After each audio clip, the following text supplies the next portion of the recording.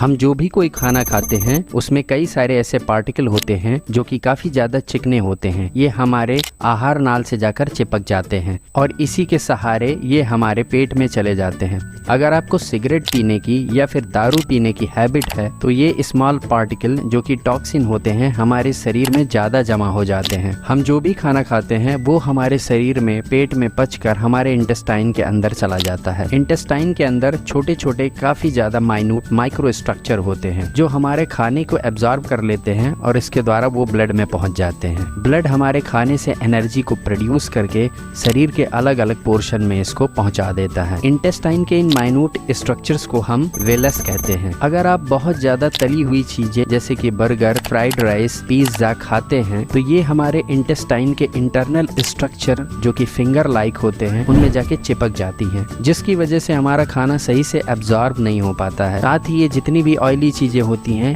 ये एक fertile bed provide करती हैं हार्मफुल बैक्टीरियाज के लिए और वायरस के लिए, जहां पर ये हमारे इंटेस्टाइन के अंदर ग्रो करते हैं और हमारे इंटेस्टाइन को हार्म करते हैं। अगर आप इस तरीके की ऑयली चीजें खाना पसंद करते हैं तो ये आपके शरीर के लिए बहुत ही ज्यादा घातक होता है, क्योंकि इनके साथ साथ बहुत सारे दूसरे टॉक्सिन भी चिपके हुए होते हैं जो कि आपके इंटेस्टाइन में प्रवेश कर जाते हैं। ज्यादातर ये देखा जाता है कि हमारा इंटेस्टाइन इन टॉक्सिन को हमारे शरीर में ब्लड के साथ ले जाकर मिला देता है, जिससे ये हमारे बॉडी के अलग अलग एरियाज में पहुंच जाते हैं। इससे हमारा ब्लड काफी ज्यादा दूषित हो जाता है। अगर ये टॉक्सिन और ग्रीजी सब्सटेंसेस हमारी नसों में पहुंच जाता है तो इससे हमें नसों में ब्लॉकेज स्थिति उत्पन्न हो जाती है, जिसके कारण हमें हार्ट अटैक तक का खतरा हो सकता है। अगर किडनी के अंदर ये डिपॉजिट होने लगते हैं तो फिर ये किडनी का स्टोन बनने लगते हैं। अगर ये लंग्स में जाने लगते हैं तो इससे लंग्स से रिलेटेड जितनी भी बीमारियां होती हैं सांस की वो सब होने लगती हैं। अगर ये हमारे फेस के टिश्यूज में डिपॉजिट होने लगते हैं तो इससे हमें पिंपल्स होने लगते हैं, रैशेस होने लगते हैं, साथ ही साथ चेहरे पे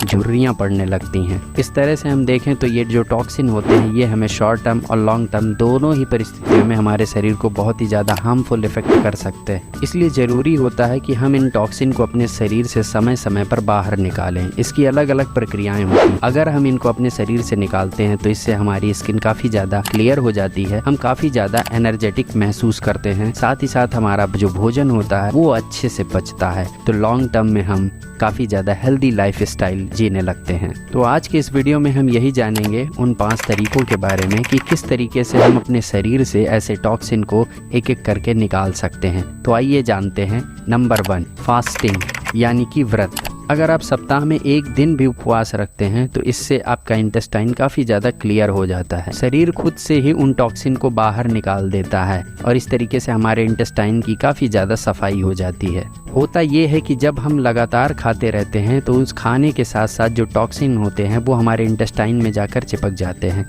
और इन ग्रीजी पार्टिकल्स के बीच में ही बैक्टीरिया, वायरस पनपने लगते हैं। अगर हम कुछ दिन के लिए खाना बंद कर दें तो इस स्थिति में हमारा जो शरीर होता है वो पूरी तरीके से इन टॉक्सिन्स को खुद ब खुद बाहर निकाल देता है, जिससे हमारी इंटेस्टाइन काफ़ी ज़्यादा क्लियर हो जाती है। तो अगर हम सप्ताह में एक दिन भी ऐसा करते हैं तो ये काफ़ी ज़्यादा फायदेमंद होता है। इसलिए फास्टिंग एक अच्छा विकल्प है टॉक्सिन को शरीर से बाहर निकालने के लिए। Number 2, exercise. जी हाँ दोस्तों, टॉक्सिन को निकालने के लिए एक्सरसाइज बहुत ज़रूरी होता है, क्योंकि एक्सरसाइज जब आप करते हैं तो इससे दिन में कम से कम एक बार आपके शरीर से खूब बड़ी मात्रा में पसीना निकलता है और हमारे शरीर का सारा टॉक्सिन उस पसीने के रास्ते एक एक करके निकल आता है। ध्यान रहे कि 24 घंटे में कम से कम आपको 1 घंटा एक्सरसाइज तो जरूर करना चाहिए और इस एक्सरसाइज के दौरान आपको पानी भी खूब पीना चाहिए ताकि आपके शरीर में पानी की मात्रा बनी रहे और पसीना खूब निकलता रहे। इस पसीने के माध्यम से आपके बॉडी के टॉक्सिन निकल जाएंगे। साथ ही साथ दोस्तों इसमें ब्लड सर्कुलेशन भी काफ़ी ज़्यादा फास्ट होगा, जिससे आपके टिश्यूज़ में ऑक्सीजन की सप्लाई होगी और आपका हार्ट अच्छे से पंप होगा। एक्सरसाइज करने से दोस्तों टेस्टोस्टेरोन लेवल भी काफ़ी ज़्यादा अच्छा इंक्रीज रहता है, इससे आपके शरीर में थकान नहीं लगेगी। तो इसलिए एक्सरसाइज करना बहुत ज़रूरी होता है। ये ना सिर्फ टॉक्सिन रिलीज करता है बल्कि आपके शरीर के फ्री रेडिकल्स को भी रिमूव करके आपके शरीर को ऊर्जा से भर देता है। तो अगर आप इसे रोज़ाना 1 घंटा एक्सरसाइज करेंगे तो ये काफी ज्यादा फायदेमंद होगा। नंबर 3 है दोस्तों लेमन वाटर। जी हाँ, नींबू पानी। नींबू में दोस्तों विटामिन सी काफी ज्यादा पाया जाता है। ये हमारी सेल को रिपेयर करता है और हमारी इम्यूनिटी को काफी ज्यादा इंक्रीज करता है। सिर्फ यही नहीं, ये हमारी बोन्स की डेंसिटी को भी बढ़ाता है, ब्लड वेसल्स को भी काफी ज्यादा हेल्दी रखता है, साथ ही साथ हमारे स्किन को भी काफी ज्यादा सुंदर बनाता है। यहाँ तक कि अगर शरीर में चोट लगती है तो उसे भी ये रिपेयर करने में बहुत ही ज्यादा कारगर साबित होता है। अगर प्रातः काल उठकर आप सुबह 1 गिलास नींबू पानी पीते हैं तो इससे आपका जो पेट है वो काफी अच्छे से साफ होगा। आपको किसी भी तरह की दिक्कत नहीं होगी, बल्कि सारे टॉक्सिन आपके एक्सक्रीट के माध्यम से बाहर चले जाएंगे। आप 1 महीने तक लगातार 1 गिलास नींबू पानी प्रातः काल उठकर पीजिए और आप फिर देखेंगे कि आपकी स्किन काफ़ी ज़्यादा चमकदार हो जाएगी, आपका ब्लड सर्कुलेशन फास्ट हो जाएगा और तो और आपको पेट की दिक्कत भी पूरी तरीके से ख़त्म हो जाएगी, क्योंकि ये पानी आपके शरीर के अंदर जो इंटेस्टाइन है उसमें उपस्थित ग्रीजी पार्टिकल और टॉक्सिन को बाहर फेंक देता है। Number 4, increase fibre in your daily diet. Fibre के बहुत सारे फायदे होते हैं। ये हमारे खाने को इंटेस्टाइन में मूव करने में काफ़ी ज़्यादा मददगार होता है। इसके कारण हमारे इंटेस्टाइन में ग्रीची सब्सटेंसेस चिपक भी नहीं पाते हैं। इसलिए खाने में हमें फाइबर को ज़रूर बढ़ाना चाहिए और फाइबर हमें फ्रूट्स में मिलता है, वेजिटेबल्स में मिलता है।